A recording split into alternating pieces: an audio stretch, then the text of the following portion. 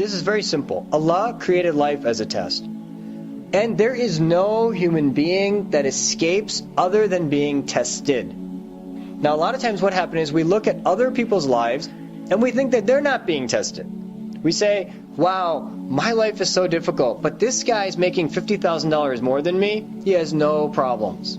He has no problems, right? This is human nature. Human nature is to look at the other person and always think that the grass is greener on the other side. I will tell you that there is no way that the grass is greener on the other side.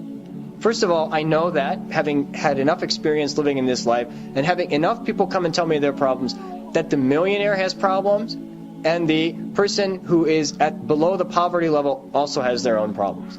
Now, are the problems the same? No. The millionaire has problems that you would think that how could a person with so much wealth ever have problems? And they have the same number of problems as the person living at the poverty level.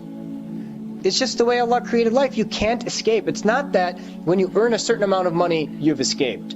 Or that when you have a certain number of friends, you've escaped. Or when you have a certain number of square feet in your home, you've escaped. So Allah creates varying tests, and they vary based on the amount that a person's been given. But everybody's being tested. So it's the foolish one that looks at another person's life and says, well, if I had that, I would do this. That doesn't make any sense. If you had that, you would have your own set of tests. And you might fail them miserably or you might succeed. It doesn't make a difference. Allah is not going to ask you what He gave you. You won't be asked, well, I gave you this, or I gave you this, or I gave you this, why was it? No, Allah gives you whatever He gives you. He will be asked how you used what He gave you. So if He gave you health, you'll be asked about how you used it. But if you weren't given health, you won't be asked why you didn't have health. If you had wealth, Allah will ask how you attained it and how you spent it. But if you don't have it, Allah won't ask you why you didn't have wealth. That won't be a question on the Day of Judgment, that your salary was 100,000, how come it wasn't 120? Answer up. That's not going to be a question on the Day of Judgment. So that's the way Allah subhanahu wa ta'ala has created this life. And we should be very clear. We don't ever need to look at another person and ask why we're not that person. We're comfortable with whatever Allah made us, and we should recognize that every single person's in a test.